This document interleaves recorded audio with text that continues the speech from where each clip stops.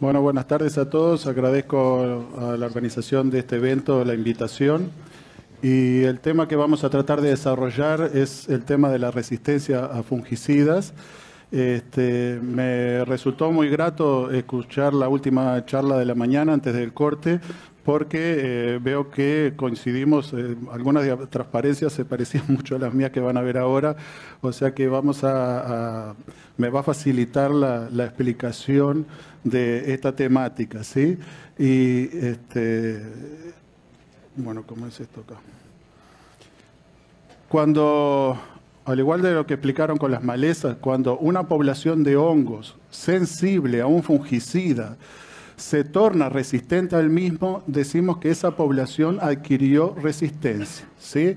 Hay que diferenciar esto de lo que es, por ejemplo, que yo no puedo pretender con Benomil controlar una peronóspora, es decir, porque está fuera de su espectro de acción, ¿sí?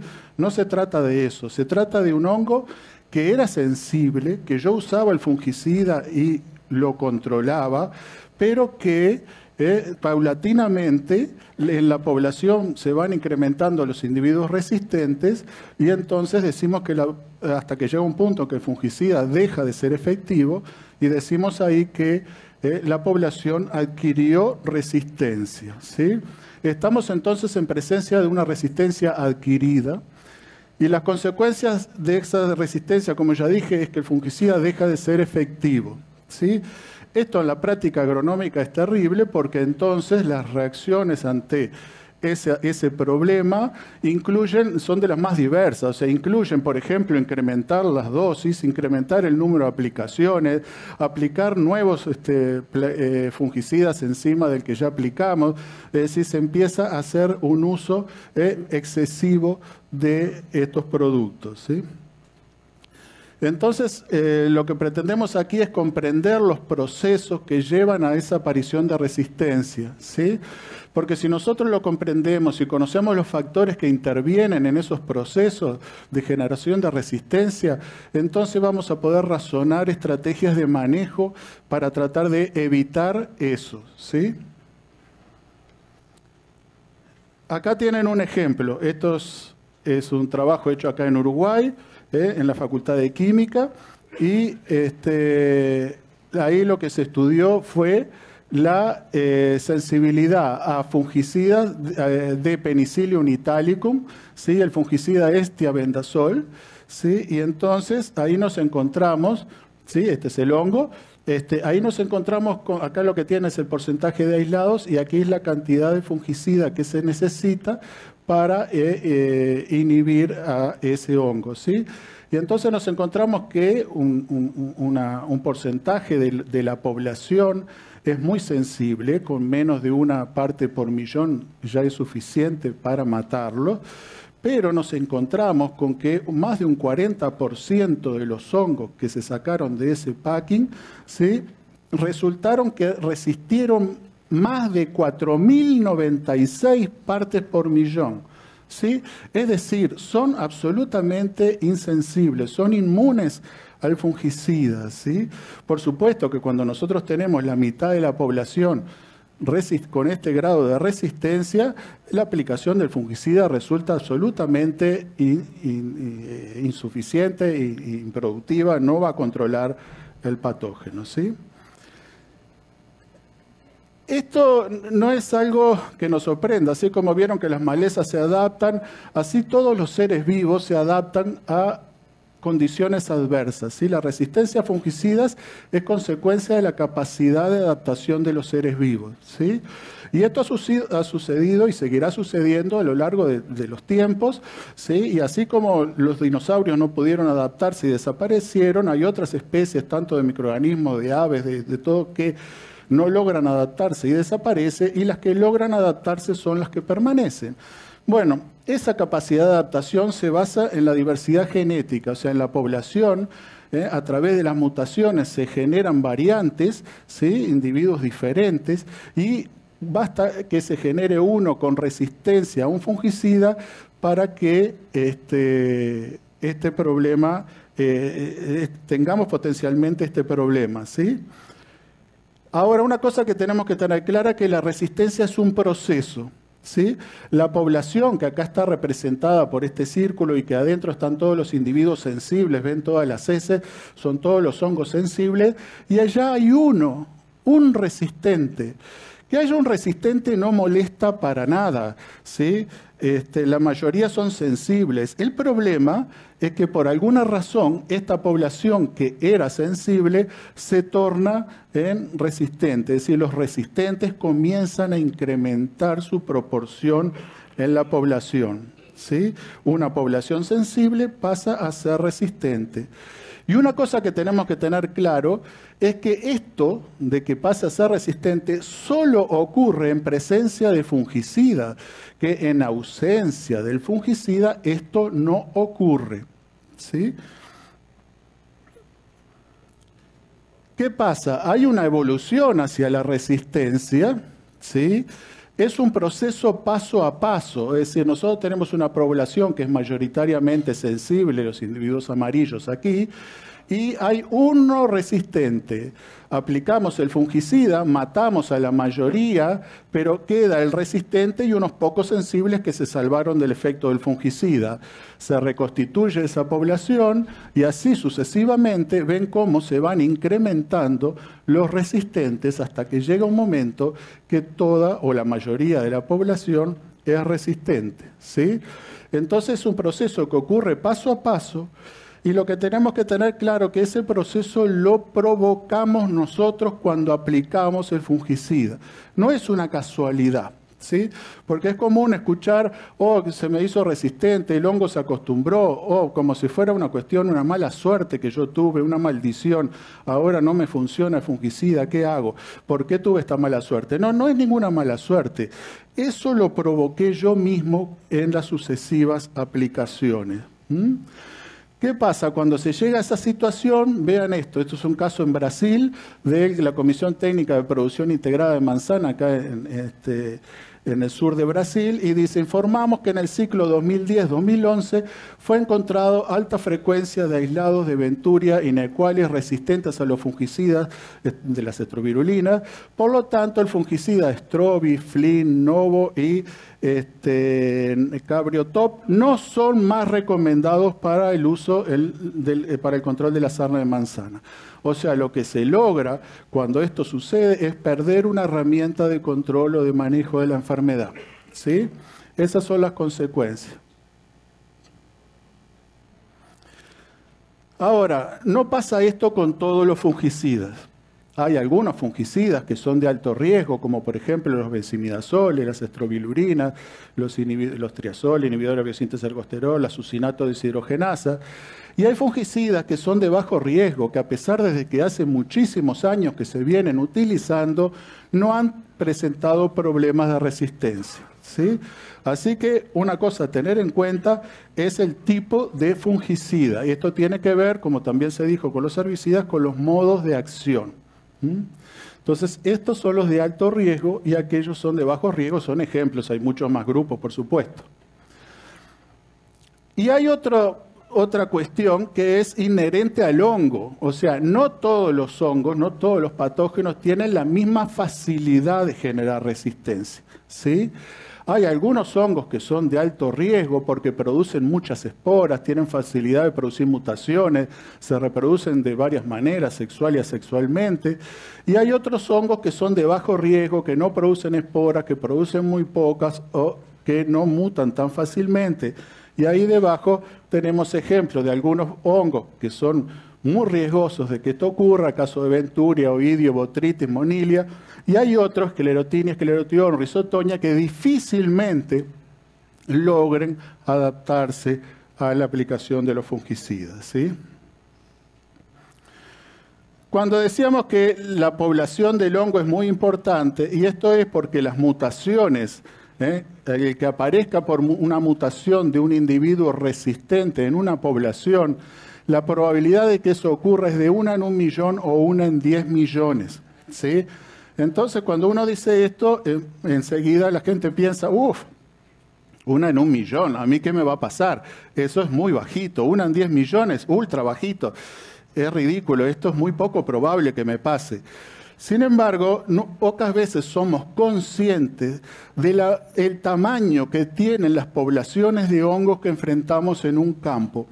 Para que tengan una idea, cada una de estas manchitas de sarna que ven ahí de color tiznado, está tiznada porque está llena de esporas del hongo de Venturia, que son de color oscuro y por eso se ve así de ese color. Nosotros hicimos un trabajo y contamos el número de esporas que había en cada una de estas manchas, ¿sí? Lo contamos, hicimos una suspensión, y lo contamos al microscopio, una cámara en el Waber, como nos cuentan los glóbulos rojos cuando vamos al médico, ¿sí? Y resulta que había 500.000 de esporas en una sola mancha. O sea que si yo tengo 2 manchas, ya tengo 1.000.000. O sea que es muy probable que ahí haya una resistente. Y si tengo 1.000.000, 2.000.000, 3.000.000, y del otro lado de la hoja hay otros 3 más, 6.000.000, y en un árbol y en un campo, o sea, es incalculable. O sea, uno no logra imaginarse números tan grandes de la población de hongos. Entonces, es como cuando si juego a la quiniela, la probabilidad de sacarla grande es 1 en 1.000. Pero si yo compro los 1.000 números o juego a los 1.000 números, seguro que me voy a sacar la grande esta tarde. Bueno, esto es así. O sea, por más que la probabilidad es baja, las poblaciones son tan altas que se torna en certeza la presencia de resistentes. ¿Qué pasa si nosotros combinamos alguno de estos fungicidas de alto riesgo aplicado a las poblaciones de estos hongos que son de alto riesgo? Entonces ahí la situación es explosiva, ¿sí?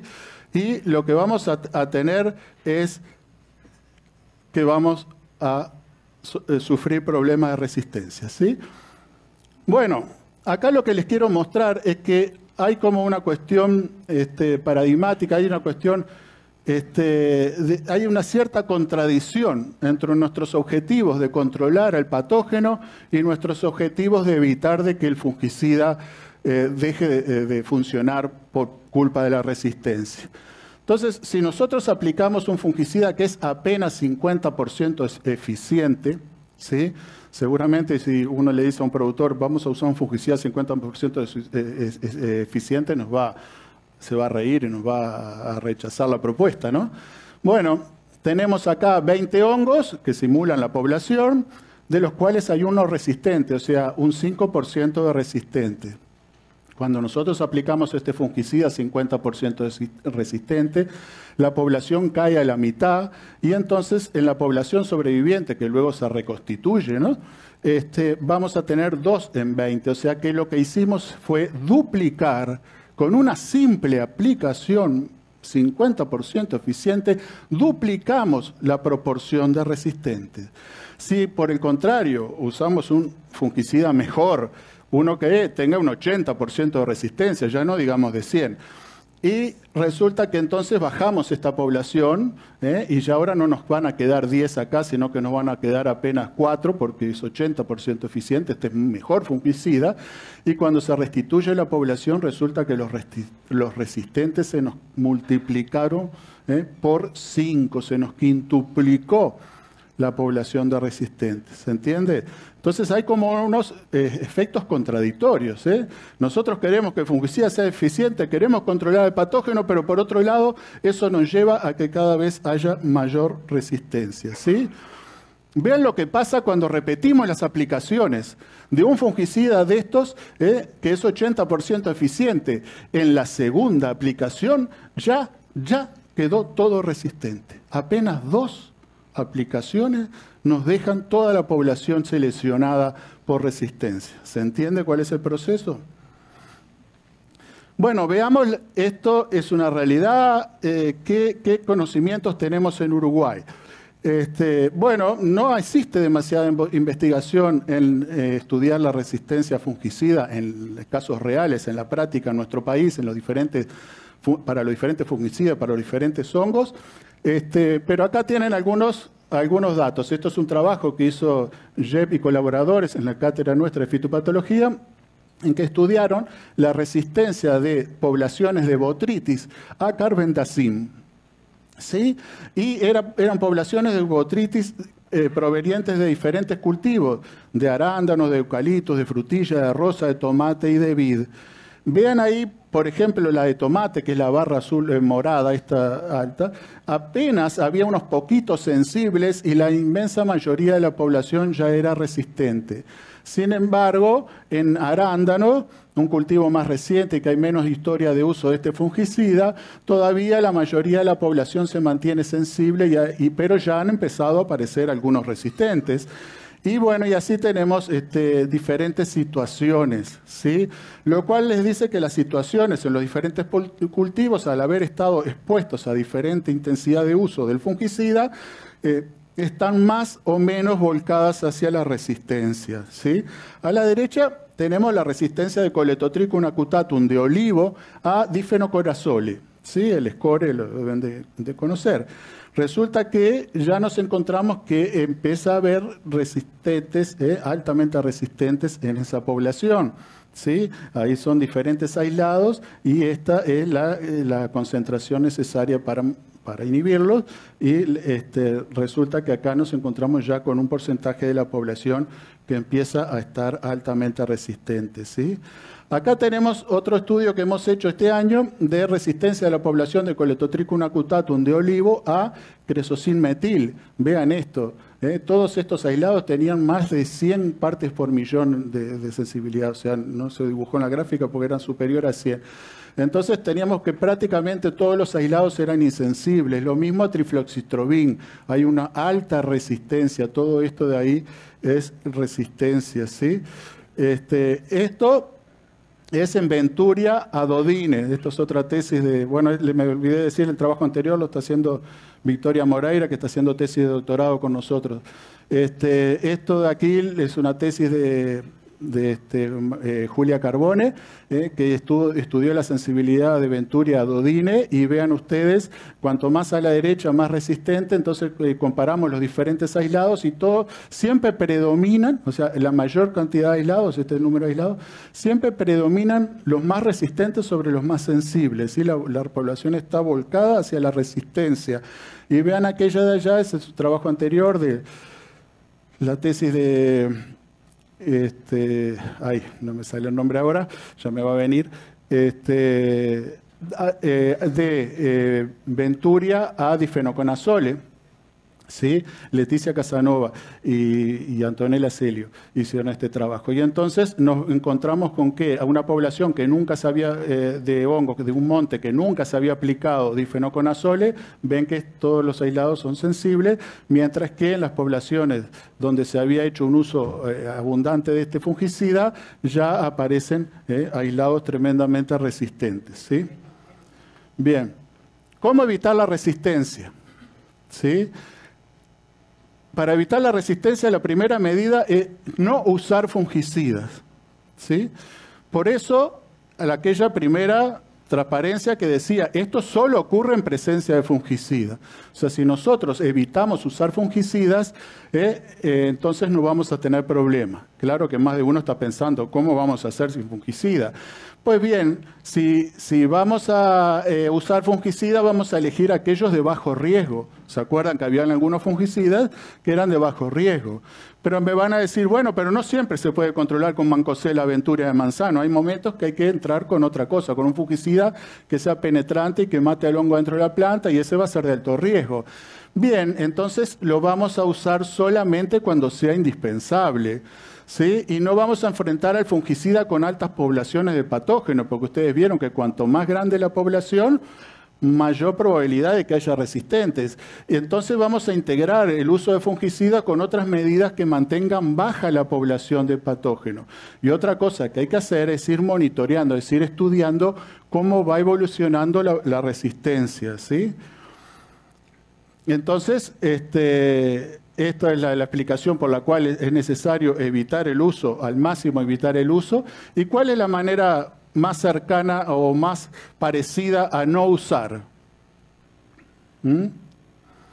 Bueno, acá está lo de usar fungicida de bajo riesgo, porque como son de múltiples situaciones, es muy difícil que el hongo logre evitar todas estas maneras en que tiene de atacarlo, ¿no? Lo más parecido a no usar es usar una sola vez, ¿sí? Por eso vieron cuando yo les mostré que con solo dos aplicaciones ya se podía ser resistente en algunas situaciones, ¿sí? Lo otro es alternar fungicidas de diferentes modos de acción. ¿Tá? Rápidamente, porque me va quedando poco tiempo, el fungicida A, entonces, el azul, los azules son resistentes al fungicida A y los rojos al B. Aplico el A, que mata indistintamente los rojos y amarillos, pero después aplico el B, que me mata los azules, y así voy alternando los modos de acción, ¿sí? Pero la otra posibilidad es usar una mezcla de fungicidas A y B, ¿sí? Cada fungicida controla sin discriminar al otro, ¿sí? O sea que si los aplico juntos, con uno mato a los resistentes al otro y así, ¿sí? Pero los dos fungicidas tienen que ser efectivos para controlar el hongo, y esto no es fácil de conseguir, y ambos deben ser aplicados a dosis completa, y hay que tener cuidado porque muchas veces vienen mezclados y no vienen a dosis completa. Y la otra cuestión es de que la mezcla no puede uno de los fungicidas haberse usado con anterioridad, o sea, tienen que aparecer en el mercado simultáneamente. Todo esto es muy poco probable. ¿Por qué? Porque si yo ya tengo seleccionado por resistencia a uno y luego empiezo a aplicar la mezcla, lo que hago es seleccionar por doble resistente, que es lo que mencionaban hoy con los herbicidas, y en fungicidas existen bastantes casos de resistencia múltiple. O sea, si tienen preguntas.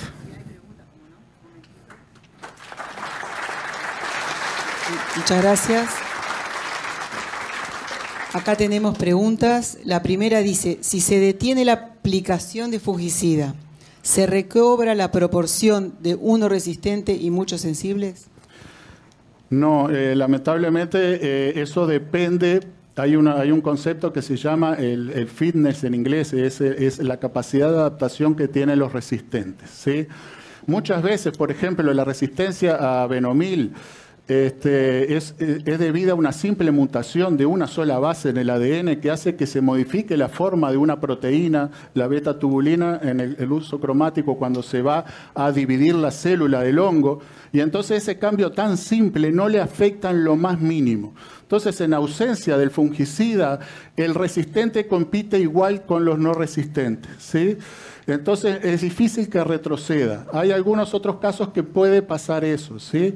Pero, por ejemplo, la resistencia de Venturi a Dodine en Canadá, hay unos trabajos que 30 años después de dejar de usarlo, vuelven a evaluar la resistencia y las poblaciones siguen resistentes a Dodine.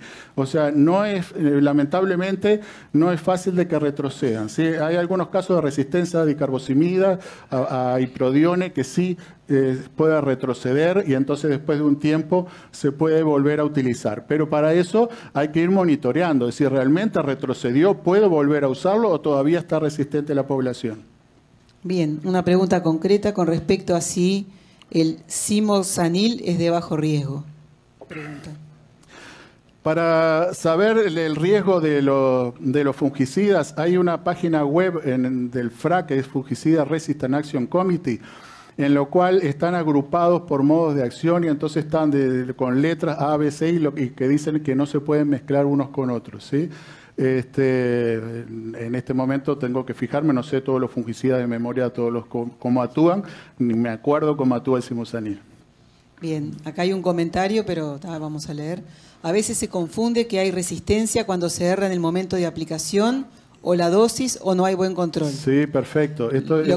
Para que siga, vale. Lo que tendrían que hacer las instituciones es hacer constantemente un monitoreo de resistencia donde existen dudas y si hay recursos hacerlo a nivel general. Bueno, a ver, son como dos preguntas separadas. La primera, perdona que ya se me fue. Que se confunde que hay resistencia cuando sí. se erra el momento. No, por supuesto, eso es muy común. Cualquier falla del control se la atribuimos a debe haber resistencia. Para que se pueda afirmar de que hay resistencia hay que hacer los estudios correspondientes.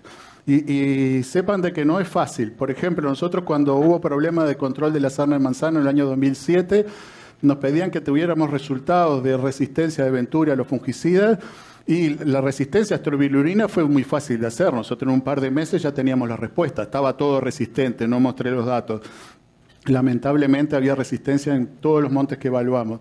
Pero la resistencia a los triazoles, a difenoconazoles, dio muchísimo trabajo, porque hubo que generar toda una colección de hongos, un hongo que crece muy lento, sembrarlo a 5 diferentes concentraciones, o sea, llevaba meses el hongo en crecer, dio muchísimo trabajo. Y el problema, y la otra pregunta, hay que investigar, claro.